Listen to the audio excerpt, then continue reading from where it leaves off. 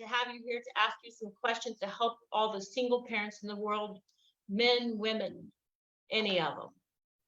So let's get started, Dr. Roman, our Coach Romanoff. Well, I want to tell you, it's beyond the parents. It's also it's the grandparents or extended family that actually becomes part of the court if they're brought in as witnesses, or if they even have the children of that single parent. So what you're saying is you need, if you're going to go to court, okay, so let me back up a minute and say, I divorced a divorce lawyer. So probably nobody knows more than me how that the outcomes can be. So what you're saying is your support system is of primary concern and importance when going to court? Well, my concern is the best interest of the children, having been a former guardian ad litem with the courts back in the early 90s. That's where everything is paramount, which people forget about. The parents, the grandparents, the aunts, uncles, and anybody who is pulled into the court arena. Because one never knows who's going to be your adversary once you enter into a legal action, because you don't know who the other parties are going to bring in against you. Okay, so I think I kind of want to back up just a little bit. So everybody watching, if you're a single parent, you're going through the court system. We're not attorneys. We're not giving you advice. We're just giving you suggestions and talking about what Coach Judy has helped other people with in her past. So we want to talk today about people who are in the court system and trying to deal with custody issues, but we also want to talk about other issues in dealing with as a single parent. Is that true? Yes, we want to talk about what is best interest of the children. What about child support? What about visitation? So there's a myriad of issues that enter into the court system if the parties cannot resolve it on their own and they fail or refuse to go to mediation, or if mediation that's been ordered does not resolve the issues. Okay, so you mentioned if people out there need help, they can go get a guardian ad litem.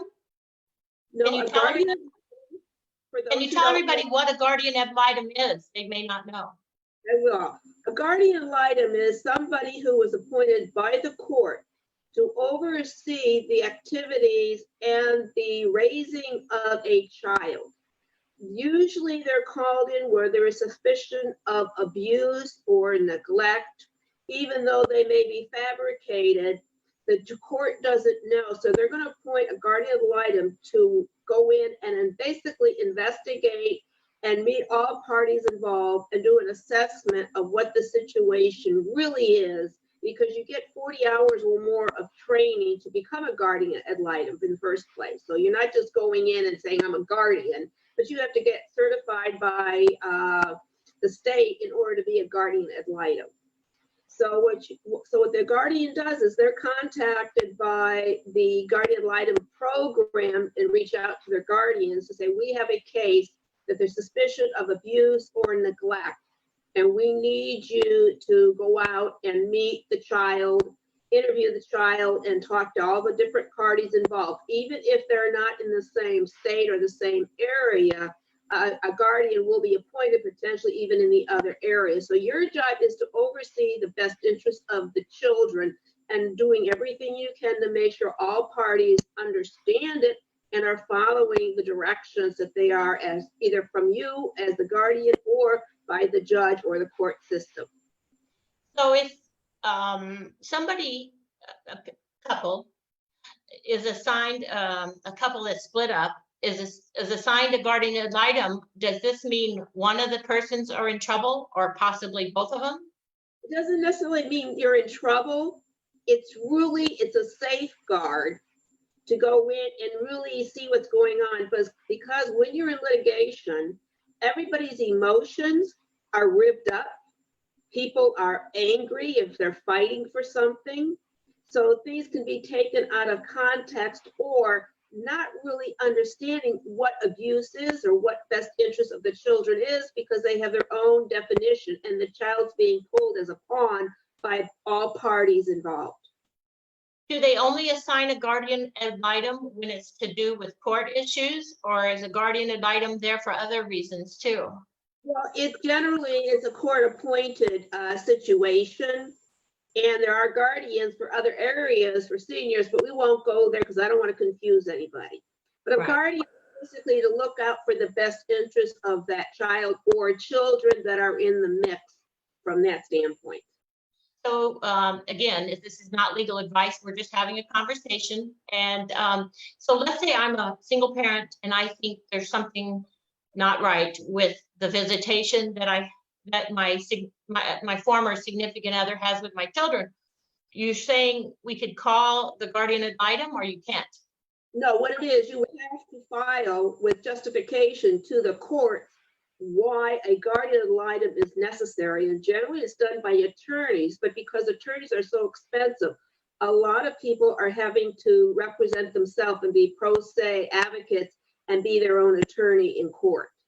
So everything you do when it involves your child and you're not living together, even if you cohabitated and you're no longer cohabitating, there are legal responsibilities that you have for that child, and the child also has rights that need to be addressed.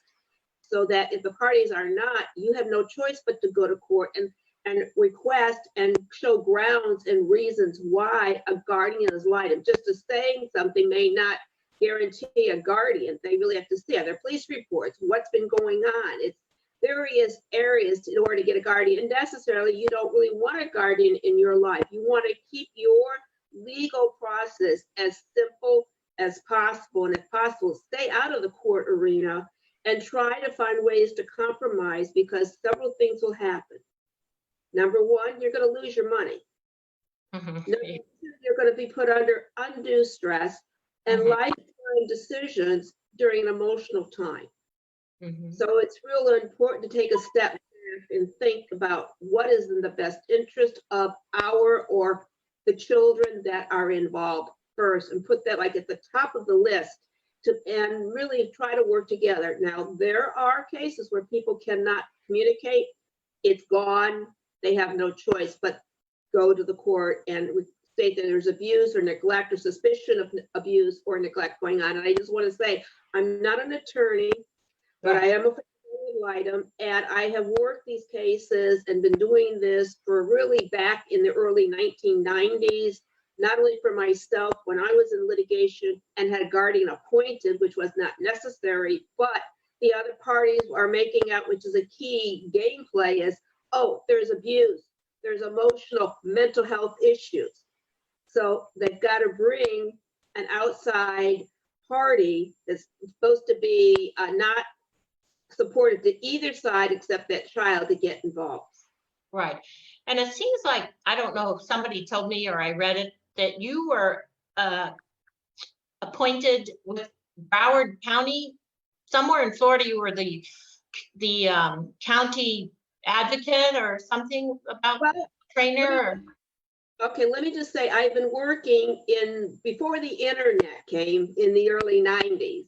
I was working with moms and dads from Broward to Palm Beach, but I was appointed after my court case was over, which I had already gone and saw the guardian ad litem because I was involved in creating Mothers Without Custody. So I had an advantageous of going to Palm Beach County to meet and talk to different people to let them know about this particular group. But my case actually was in Broward County because my divorce was in Broward County. So everything where your divorce takes place, any litigation involving the family members, go to that county. See, so then you started up a nonprofit. And what was this nonprofit called? And you still have it to this day. I started in 1992, the National Single Parent Resource Service, as a profit, and then in 94 converted into Resource Center as a nonprofit organization. And people can go to that to this day and get some help. What? People to this day can go to your website and get some resources if they're having issues.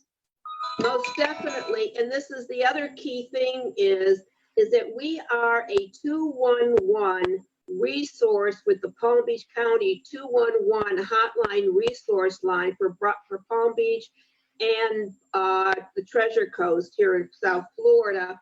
And we are getting calls from people from all over in the area. Now, one of the problems is this, is that people do not have the money because it's been exhausted when they've gone through litigation, or they're dealing with other issues as a single parent, and they think the National Single Parent Resource Center has money to give them. And I have to say, we don't have money to give, and we're trying to raise money so we can do more to help single parents who don't have it and can take advantage of the programs I'm able to offer them. So can you give people your website? That is also a 211 for the Palm Beach.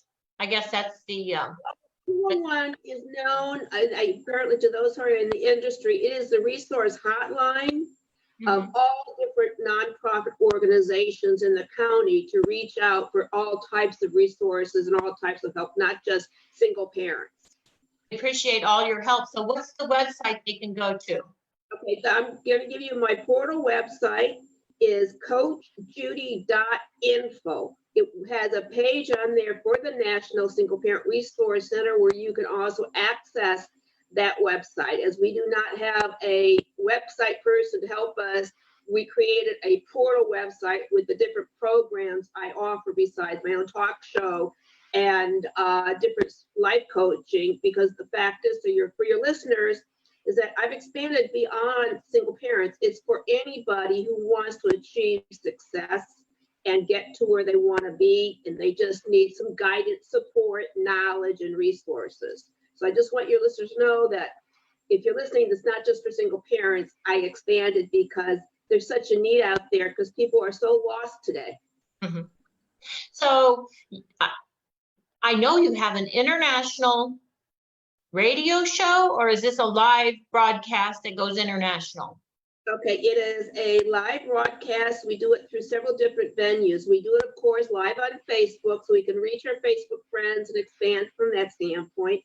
We are also heard through Passionate World Talk Radio, which has been on the internet for about 14 years in 102 countries. And then also we've joined another network, I think it's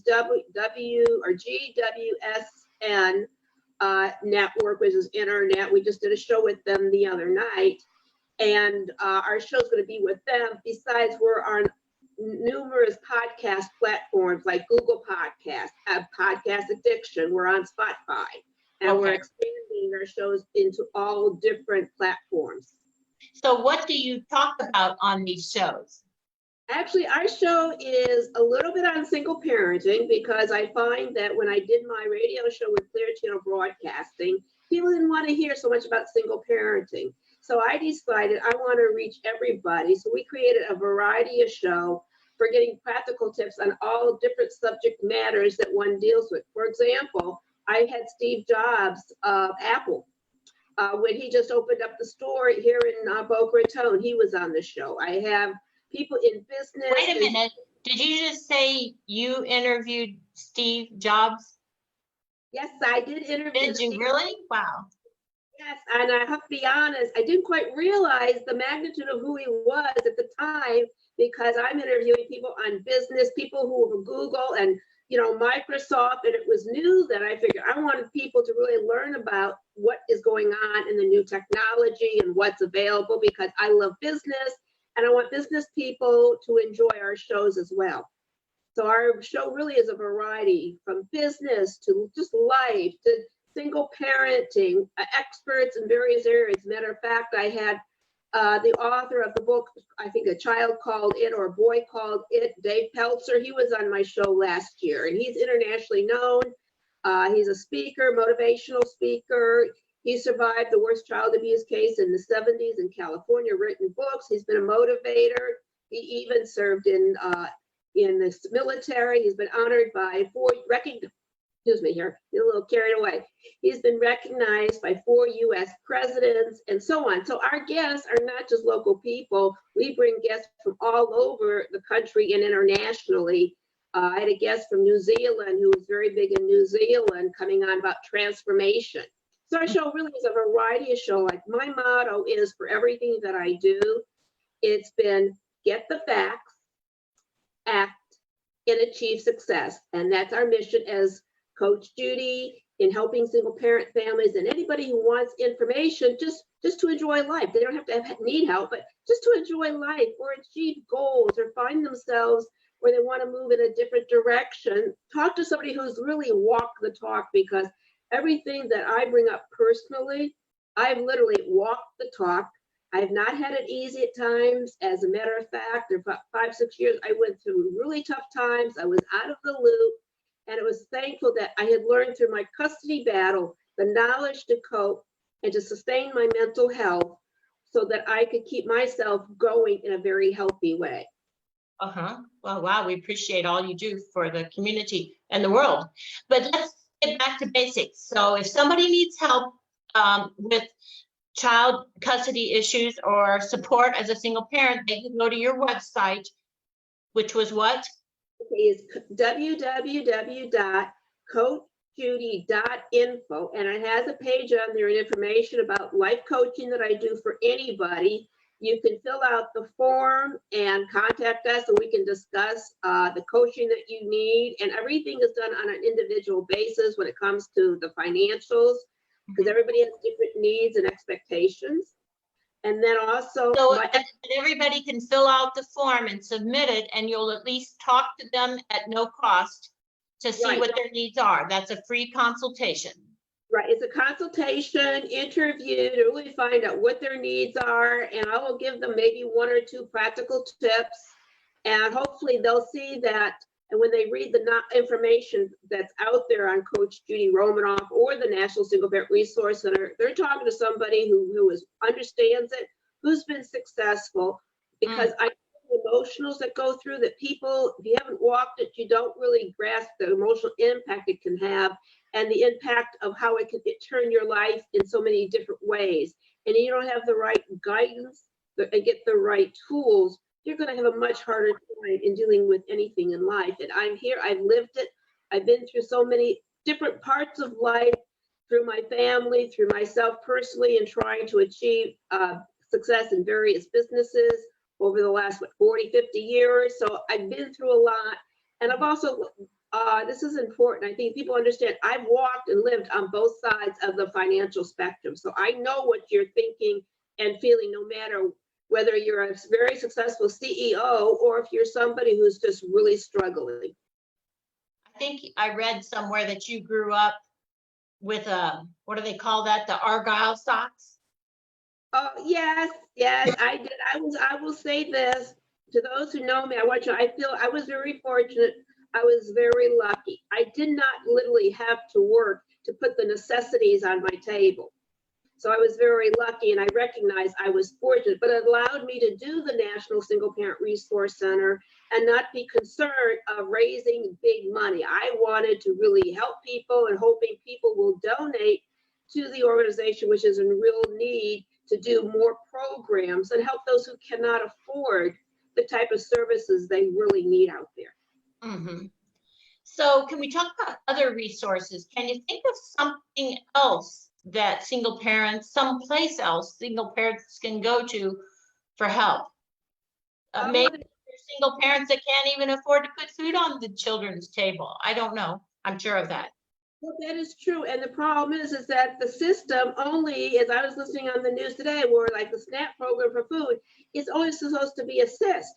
But if you don't have much income coming in to take care of the basics, trying to get food on SNAP is very difficult because it doesn't give you a lot. And then they're forcing you to go to food banks, travel around. And then lots of times single parents have little money. They may not even have a working car. So they got to reach other people. Can you think of some place they can go? Yeah, there's a lot of food banks around the counties. So if you need food, you need to know where to go and who to call to be able to bring in additional food to feed your children. And people are sometimes going with one meal because they don't have enough. And the other problem is a lot of the single parents, moms and dads, the child care is so expensive that they really can't afford the child care, but they need to work. And it's like, how do you do it? So I try to give them some tips if they have the abilities to become working and work from home and taking advantage like I have of the internet and the opportunities that are out there that was not there when I first became a single parent. Mhm. Can they email someplace if they're in dire need? Make it easy. I'll give you my email address. Okay, It's what is judylive@gmail.com. That's my main website. Email address for everything. I'll give you my phone number if you need me. Yes, go ahead. It's 561-441-8557. And you don't have to be in Palm Beach or Broward County. You can be anywhere in the country. You can reach out to me because thank God for the internet. We can do coaching. If you want face-to-face coaching versus phone coaching, because of the internet, we can sit here like we're doing now, face-to-face, and do our coaching sessions so that you don't have to travel. Right. Not only that, but you can refer them to a resource in their area if they just need immediate help. Exactly. It's really finding out what their needs are. It's like when a 211 call comes in, instead of hearing their whole long story, I say to them, what is it that caused you the need to reach out and call me? Because I like to get to the nitty gritty of what are your needs are. And then if you need the other support and help, I'm here to coach you and help you with all of that, because there's just so much going on in a person's life, in their mind, and trying to manage. It is so difficult. And I like giving them tools to help get organized, to become systematic, and how to communicate so that they can achieve what it is that they want. Because people fail to realize communication is key. And there are so many ways that we all communicate that if you're not communicating effectively, you're going to have a problem. So ladies and gentlemen that are watching this program today, you may not need help, but you definitely know someone who needs help. Most all of us do. So it may be a nephew, a niece, a neighbor. Forward this and share it with them so then they can call Coach Judy and get some help.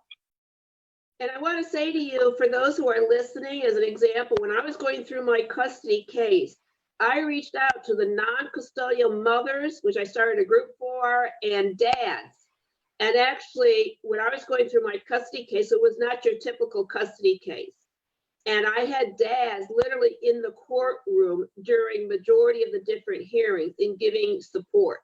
And that's really important. And there's other issues I don't want to get into that people don't realize and understand about the court system.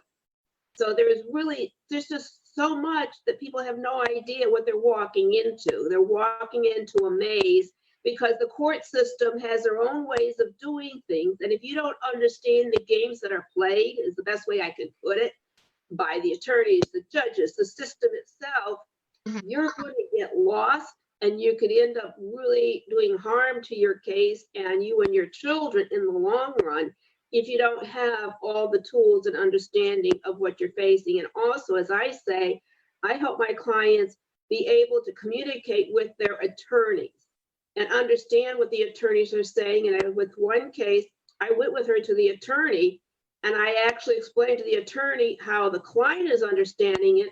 And then I also helped the attorney and paraphrasing to the client what the attorney was saying, because I understand the legal jargon and how you work the legal system. So I was able to bridge the gap between the two that weren't communicating well, and that happens so often. I also say you've got to be your best advocate, and you really need to understand what you're walking into and really how to hire a lawyer. I have a session, I even have a video on divorce that I do with coaching and communication. And it's like helping people to understand what you really need to know. Unless you talk to somebody who's been through it and you've only talked to lawyers, you could be taken down the wrong path. It's like you even have the right lawyer for your case. And what worked for one person that you know may not work for your case. And people are caught on to like, well, he was good for me, for my friend, well, he'll be good for me or she'll be good for me. That's not necessarily the case. Right. Well, we really appreciate your nonprofit organization and any support you can give to everybody.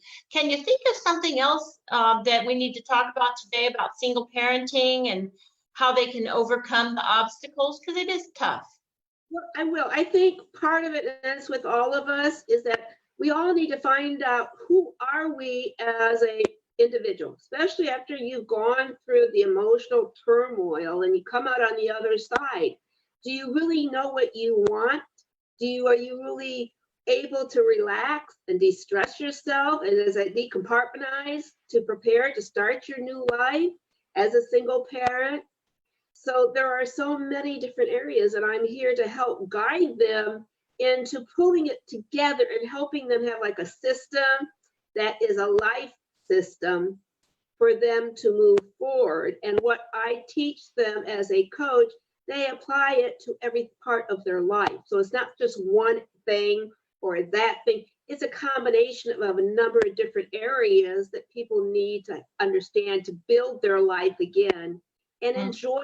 As I say, and my father taught me this, is right before I was going to go through my divorce, is a problem is an opportunity for learning. So every challenge that you're faced, if you can step back and take a look at it, you're going to be learning. So it becomes an asset to you. And people realize that what we experience, it really is assets if we're open to learning and growing and enjoying life for ourselves, for our families, our children, no matter where you are in life, because even senior single parents, they have a difficult time because there's parental alienation, which is a big area that goes on where parents, even grandparents, aunts and uncles may not like the other parent, and they will disparage that parent and not realize the damage they're doing to that child or children. And then it becomes lifetime anger, lifetime challenges. If that child builds up the anger, the resentment, or hates the other parent, refuses to see the other parent. I know a case, it's one of the oldest parental alienation kidnapping cases in the country. And even at 40 years old, she still had not heard from her son. So there is damage that is done where people lose their kids for life. And how do you cope with that? And then when you do have your children back and you're lucky to see them, they've got all this anger and misconceptions of who you are. So they don't necessarily see you in the light that you really are as a person because everybody's been talking negative about you. Right. Can you think of a few key points that a single parent should follow? You know, for example, one of them I think is to make sure you don't develop parental alienation. That would be one thing that would be a must, I would say. That is one of the biggest things, and that's something that almost everybody does. And I like to give people credit. If you don't know about parent alienation and you don't understand the impact, now is your chance to turn it around and do the right things. I mean, there's subliminal brainwashing, there's obvious brainwashing, there is like, if you don't allow the child to have pictures of the family that they love and telling them, no, what is it that you're saying to that child? If they're not allowed to speak about the other parent or the other family, you know, that's hurting, that's brainwashing, believe it or not. And if you're knocking the other parent, says, I'm gonna tell you, I went through this, and it was with my own immediate family because of conflicts within the family. It was like, your mom was not a good parent. And you keep telling that child and you're showing ways that you think is not a good parent just because your parenting roles or the parenting style is different doesn't mean that parent is not a good parent. So it's like brainwashing. You're sort of brainwashing the child. They get confused. Totally, and you're confusing the child, and also there's the financial buying of the children. Well, like for example, my family had lots of money, could provide so much more for my children than I could personally do. So kids are taken in by money. You know, the family, the mother or the grandparents, because a lot of grandparents are raising our grandchildren today too, because unfortunately, a lot of these parents may have been drug addicts or become drug addicts, become mentally ill. They need the family. That's even if the family is around. And if the family's not around, chances are they could end up in mental institutions, foster care, and that's a whole nother area. So parent alienation, don't do that. What would be another tip? What would be another key things for people to remember when they're single parenting? When you're a single parent, don't beat yourself up and make yourself thinking you're a bad parent. My philosophy is this: if you are working from the heart, you're doing the best that you can, and you're reaching out, then you're being a good parent. Your parenting styles may be different. Like, I believe kids need to learn to be responsible and clean up their room, do their laundry, cook if they can, teach them independence so that if something happens, they can take care of themselves, because then you don't have to worry. Where other families are, they should do everything for the child. It's like babying the child when they're teenagers. Mhm. And you're not helping your children if you're babying them, or if you're buying them things to get them out of trouble. You're not doing them justice. It's basically one of the things that I learned, and for my kids and seeking professional help in parenting my children, was kids have to learn natural consequences. But the key is to what degree do we allow the natural consequences to take place, and when do we have to step in and take other ways of addressing the parenting of our children? Mhm. So we talked a lot about parenting when you have a lack of funds. And there may be a lot of people watching that know of somebody that doesn't have enough money to take care of their children or themselves. Do you know of any resources that they can go to locally to get free daycare? I don't know anyone specifically. It's what lots of times I will refer them to the 211 unless I know of something, or I know their situation applies to a particular agency. Can they call a church? Are churches known to help if you just call them randomly? Well, no, it doesn't necessarily work that way, because there's lists that they have of people who need help. And then also I found it's like when I called a particular agency in the denomination that I am, and I asked for help, and I was turned down. So it depends if you fall into the gray areas that they can help you. Everybody has different guidelines that they use for even helping people. And it's whether you're maybe a member of a church or a temple. So there's so many different factors. There's not enough agency. I would say if people would donate to the National Single Parent Resource Center, we have a page through coachjudy.info where you can go to our site where you can pay through PayPal, or contact me and I can run credit cards for you if you didn't want to use internet. And let me interrupt just for a second, because we're non-selling on our interviews, and Judge and Judy Coach Judy is not selling, because hers is a nonprofit. She's just saying if you want to donate $5 or $10 or whatever, go to the website and do that. It will help. That's all. She's not money she's putting in her pocket. Oh, no, I will say I've never been paid a salary. Everything that I've done is to benefit and help the organization, and only one person can't do it. And it really takes a lot of people, but also valuing, and this was the problem I had early on. Well, I have my own agent, my own organization. They never saw single parenting as an area to donate because they see it as a choice. Well, lots of times it's not a choice. If it's a choice, they did it for particular reasons. So single parents and organizations like mine need your donations so we can do the help that's needed, because so many call and don't have the money. And I can't, my time is limited. So I try to coach them a little bit for a few minutes on the phone, but I know they need so much more. I'd love to be able to, provide those services, and we can't without donations. Absolutely. So the 211, which I don't know if something's just wrong with me. I have never heard of that before. So you can dial 211 from any area in America? I'm not sure other areas. I know in Palm Beach County, if you dial 211 and you say you need single parent help, we are on that list that one of the agencies you call for single parent help. Oh my God. Mm-hmm. For your listeners, let you know that we've been honored nationally. We've done so much to help the community, that we're also on the 211 information sheet that's a double-sided of some of the organizations that it goes out to the county. But they call us and they're looking to help, but they don't have money.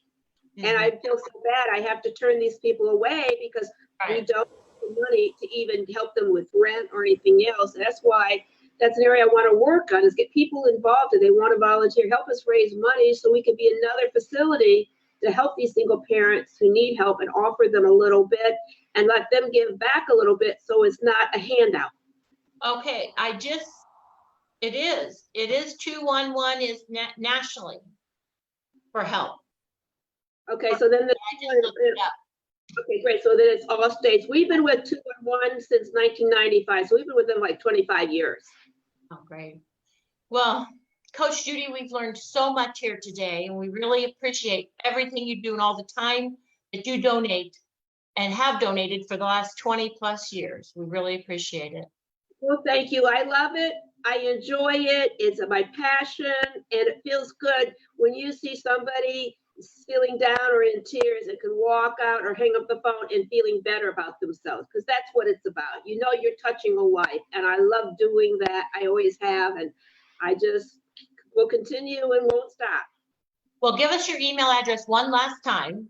Okay, it's Coach Judy Live, that's LIVE, at gmail.com, and it's Coach Judy with a Y, Okay. live at gmail.com. And my website, to make it easy, is just go to www.coachjudy.info, and it will take you to what I'm doing now for everybody, as well as to the National Single Parent Resource Center website where you can make donations.